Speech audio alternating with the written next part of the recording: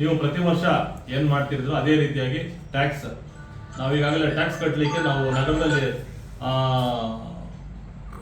ಈ ತಿಂಗಳು 1ನೇ ತಾರೀಕಿಂದ ಏಪ್ರಿಲ್ 1ನೇ ತಾರೀಕಿಂದ ನಗರದಾದ್ಯಂತ ನಾವು 5% ರಿಬೇಟ್ ಟ್ಯಾಕ್ಸ್ ಅನ್ನ ನಾವೀಗಾಗಲೇ ಸರ್ಕಾರ ಅನೌನ್ಸ್ ಮಾಡಿದೆ. ಒಂದು 2 months ವರೆಗೂ ಇರುತ್ತೆ. ಅದನ್ನ ಯಾರಾದರೂ ಕಂಪಲ್ಸರಿಯಾಗಿ ನಗರದ ನಾಗರಿಕರು ತೆರಿಗೆಯನ್ನು ಪಾವತಿ ಮಾಡಿ 5% ನಿಮಗೆ ರಿಬೇಟ್ ಅಂದ್ರೆ ರಿಯಾಯಿತಿ ಇರುತ್ತದೆ. ಕೂಡಲೇ 1ನೇ ತಾರೀಕಿಂದ ನಾವು ನಗರದ 4-5 ಕಡೆ ಅದನ್ನು ನಾವು ಕಾರ್ಯಕ್ರಮವನ್ನು ಹಾಕೊಂಡಿದ್ದೇವೆ ಇರ್ತೀವಿ. ಮತ್ತು ನಗರಸಭೆಯಲ್ಲೂ ಸಹ ಓಪನ್ ಆಗ್ತದೆ. ಆದಷ್ಟು ಬಂದು ತೆರಿಗೆಯನ್ನು ಪಾವತಿ ಮಾಡಿದ್ರೆ ನಿಮ್ಗೆ 5% ರಿಬೇಟ್ ಸಿಗ್ತದೆ.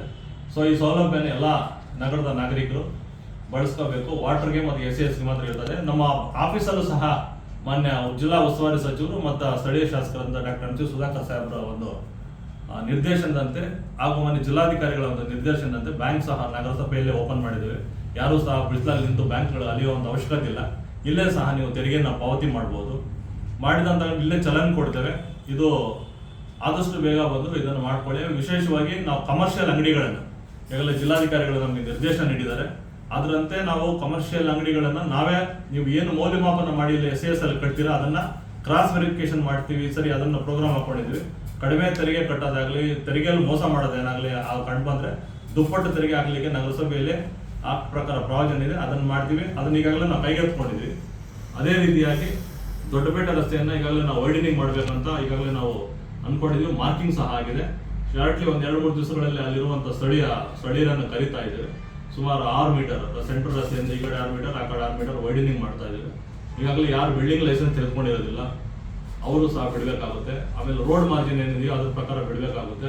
ಕೆಲವೊಂದು ಕಟ್ಟಡಗಳನ್ನ ಆಯುಸ್ ಬಂದಿದೆ, ಅವರು ಬಿಡಬೇಕಾಗುತ್ತೆ. ಒಟ್ಟಾರೆಯಾಗಿ ನಗರದ ನಾಗರಿಕರ ಒಂದು ಹಿತದೃಷ್ಟಿಯಿಂದ ಪ್ರಾಣಾಪಾಯಗಳನ್ನು ತಪ್ಪಿಸಲಿಕ್ಕೆ ಎಲ್ಲ ಸಹಕರಿಸಬೇಕು. ಮತ್ತು 4 ಒಂದು ಹಳ್ಳಿಗಳಿಗೆ ಕನೆಕ್ಟಿವಿಟಿ ರಸ್ತೆ ಆಗಿರೋದ್ರಿಂದ ಅಪ್ ಟು ನಾವು MG ರೋಡ್ ವೈಡನಿಂಗ್ ಅನ್ನ ನಾವು ಮಾಡ್ತೇವೆ. ಸಹಕಾರ ಮಾಡಬೇಕಂತ ತಮ್ಮಲ್ಲಿ ನಾನು ಮನವಿ ಮಾಡ್ತೇವೆ.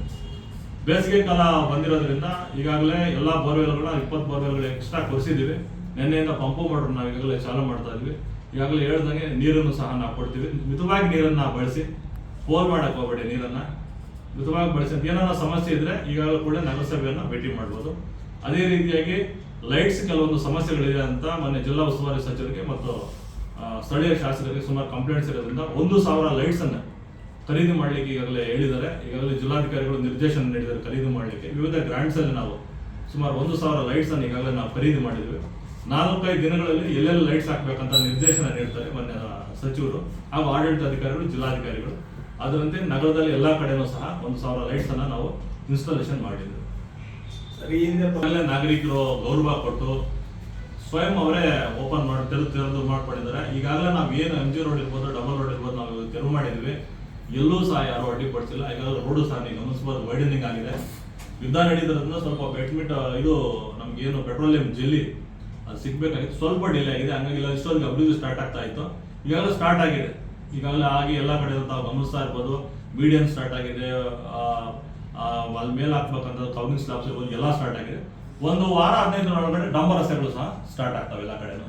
ಇದು ನಾನು ಮುಖ್ಯವಾಗಿ ಹೇಳ್ತಿರೋದು ದೊಡ್ಡಪೇಟೆ ರೋಡ್ಗೆ ಸಂಬಂಧಪಟ್ಟಂಗೆ ಹೇಳ್ತಾರೆ. ಸೊ ಅದನ್ನು ಸಹ ನಾವು ವೈಡನಿಂಗ್ ಮಾಡ್ತೀವಿ. ಅದೇ ರೀತಿಯಾಗಿ IDSMT ಕಾಂಪ್ಲೆಕ್ಸ್ ಅದು ಸಹ ಗುಣಮಟ್ಟದಿಂದ ಇಲ್ಲ ಅಂತ ಹೇಳಿರೋದ್ರಿಂದ ಮತ್ತು ಕಾಂಪ್ಲೆಕ್ಸ್ ಶಿಥಿಲವಾಗ್ತದ್ರಿಂದ ಅದನ್ನ ಈಗಾಗಲೇ PWD ಕಡೆಯಿಂದ ನಾವು ಮಾಹಿತಿ ತೆಗೆದುಕೊಂಡಿದ್ದೇವೆ. ಆ ಮೇಲ್ಗಡೆ ರೂಫ್ ಎಲ್ಲಾನು ಹೋಲ್ ಬಿದ್ದಿರೋದ್ರಿಂದ ಹಿಂದೆ ಆ ಕಾಂಕ್ರೀಟ್ ಸರಿಯಾಗಿ ವ್ಯವಸ್ಥೆ ಇಲ್ಲದೆ ಇರೋದ್ರಿಂದ ಈಗ ಹೊಸ ಇದನ್ನು ಕಟ್ಟಬೇಕಂತ ಮಾನ್ಯ ಸಚಿವರಿಗಾಗಲೇ ಕಾರ್ಯೋನ್ಮುಖರಾಗಿದ್ದಾರೆ. ಹಣ ಸಹ ರಿಲೀಸ್ ಆಗಿದೆ. ಎಷ್ಟು ಬೇಗ ಅಂಗಡಿಗಳು ತೆರವು ಮಾಡಿಕೊಟ್ರೆ ಅಷ್ಟು ಬೇಗ ಫಾಸ್ಟ್ ಆಗಿ ಅಂಗಡಿಗಳನ್ನು ಮಾಡಿ ಅವರಿಗೆ ಮರು ವ್ಯವಸ್ಥೆ ಮಾಡಲಿಕ್ಕೆ ನಾವು ವ್ಯವಸ್ಥೆ ಮಾಡ್ತೀವಿ. ಮತ್ತೆ ಸರ್, ಇದು